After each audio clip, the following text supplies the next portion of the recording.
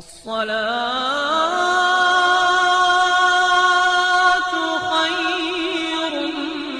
من النوم۔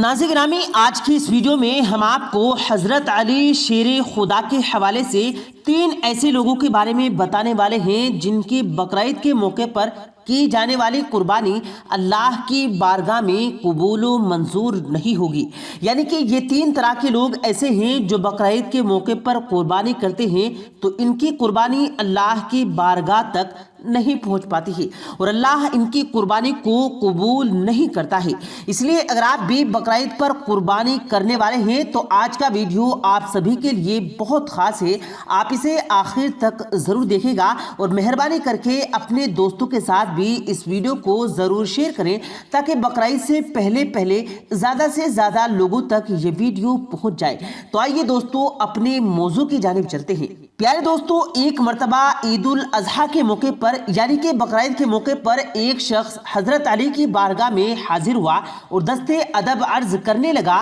یا علی، وہ کون سے لوگ ہیں جو جانور سے لے کر قربانی کرنے تک ہر کام شریعت کے مطابق کرتے ہیں لیکن پھر بھی ان کی قربانی اللہ کی بارگاہ تک نہیں پہنچ پاتی ہے اور اللہ ان کی قربانی کو قبول نہیں کرتا ہے۔ بس اتنا سننا تھا تو حضرت علی شیر خدا نے ارشاد فرمایا، اے شخص، یاد رکھنا اس دنیا میں 3 لوگ ایسے ہیں جن کی قربانی اللہ تک نہیں پہنچ پاتی ہے، ان کے دوارا کی گئی قربانی کو اللہ قبول نہیں کرتا ہے۔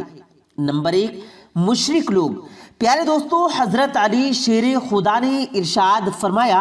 اے شخص، یاد رکھنا پہلے لوگ ہیں شرک کرنے والے، یعنی کہ جو لوگ اللہ کے نام کے ساتھ کسی اور کو شامل کرتے ہیں، اللہ کی ذات، صفات یا عبادت میں کسی اور کو شریک کرتے ہیں، اللہ کے علاوہ کسی اور کی عبادت کرتے ہیں تو ان کی قربانی اللہ کی بارگاہ میں نہیں پہنچ پاتی ہے اور اللہ ایسے لوگوں کی قربانی قبول نہیں کرتا ہے۔ اور یہی نہیں، اے شخص، یاد رکھنا مشرک لوگوں کا کوئی بھی عمل اللہ قبول نہیں کرتا۔ مشرک لوگ اگر حج کریں تو ان کا حج کرنا برباد، ایسے لوگ قربانی کریں تو ان کی قربانی کرنا بھی برباد، اور اگر ایسے لوگ جہاد کریں تو ان کا جہاد کرنا بھی برباد ہو جاتا ہے۔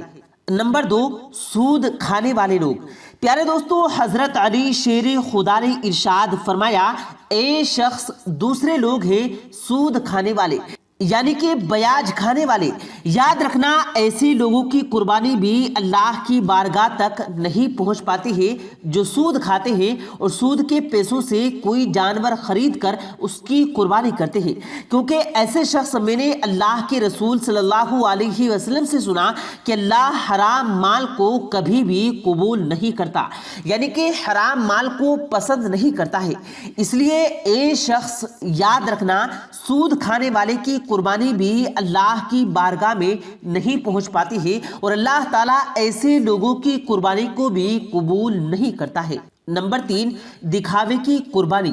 پیارے دوستو، حضرت علی شیر خدا نے ارشاد فرمایا، اے شخص، تیسرے قسم کے لوگ وہ ہیں جو بقرعید کے موقع پر قربانی دکھاوے کی کرتے ہیں، گوشت کھانے کی نیت سے کرتے ہیں۔ یاد رکھنا ایسے لوگوں کی قربانی بھی اللہ کی بارگاہ میں نہیں پہنچ پاتی جو قربانی میں دکھاوا کرتے ہیں، کیونکہ ایسے شخص، ہمیشہ یاد رکھنا، قربانی ہمیشہ اللہ کے لیے ہونی چاہیے، نہ کہ دکھاوے کے لیے۔ مگر آج کل تو لوگ کیا کرتے ہیں کہ قربانی کے لیے مہنگا گوشت خرید لیتے ہیں اور پھر اس کو دکھاوا کرتے ہیں، لوگوں کو بتاتے پھرتے ہیں کہ ہم نے اس بار 80,000 کا جانور خریدا ہے، ہم نے اتنا خوبصورت جانور لیا ہے۔ یاد رکھیں، قربانی میں اس طرح کا دکھاوا نہیں ہونا چاہیے۔ آپ جانور کتنے کا لاتے ہیں یہ اللہ کے نزدیک اہم نہیں، آپ جانور کیوں لا رہے ہیں یہ اللہ کے نزدیک اہم ہے۔ اس لیے حضرت علی شیر خدا نے ارشاد فرمایا، اے شخص، ایسے لوگوں کی قربانی بھی اللہ کی بارگاہ میں قبول و منظور نہیں ہوگی جو قربانی میں کسی بھی طرح کا کوئی بھی دکھاوا کرتے ہیں۔ اس کے علاوہ پیارے دوستو، حضرت علی رضی اللہ تعالیٰ عنہ نے فرمایا کہ اے شخص، یاد رکھنا اللہ نے اس قربانی کے وسیلے سے انسان کو آپس میں محبت، امن اور بھائی چارہ سکھایا ہے، مگر وہ لوگ جو بقرعید پر غریبوں کا خیال نہیں رکھتے تو ایسے لوگوں کی قربانی بھی اللہ کی بارگاہ میں قبول نہیں ہوتی، کیونکہ اللہ نے قربانی کے عزیز اس لیے رکھا تاکہ اللہ کے وہ غریب بندے جو پورا سال پیٹ بھر کر گوشت نہیں کھاتے وہ بھی بقرعید کے موقع پر پیٹ بھر کر گوشت کھا سکے۔ اس کے علاوہ حضرت علی رضی اللہ تعالیٰ عنہ نے یہ بھی فرمایا کہ اللہ ایسے لوگوں کی قربانی کو اپنی بارگاہ میں قبول نہیں کرتا جو لوگ قربانی کرنے کے بعد اپنے معاشرے کو، اپنے محلے کو، اپنی کالونی کو آلودہ یعنی گندا کر دیتے ہیں۔ اے شخص، یاد رکھنا، اپنے جانوروں کی قربانی اس طرح سے کرنا کہ اس کی رگوں سے بہنے والا خون تمہارے محلے،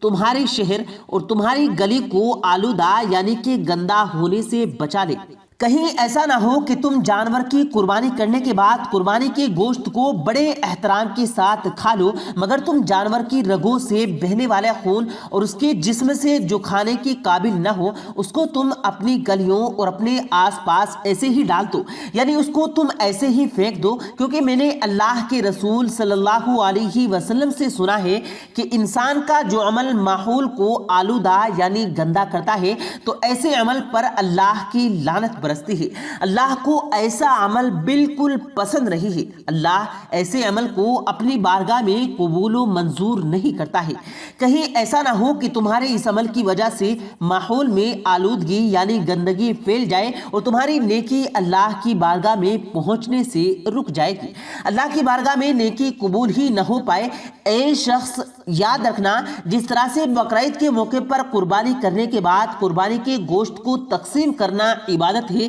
اسی طرح سے قربانی کے جانوروں کے رگوں سے بہنے والے خون اور جانور کے اس حصے کو جو کھانے کے قابل نہیں ہوتے ان سب کو بھی کسی ایسی جگہ پر پہنچا دینا چاہیے جہاں پر ماحول آلودہ یعنی گندا نہ ہونے پائے۔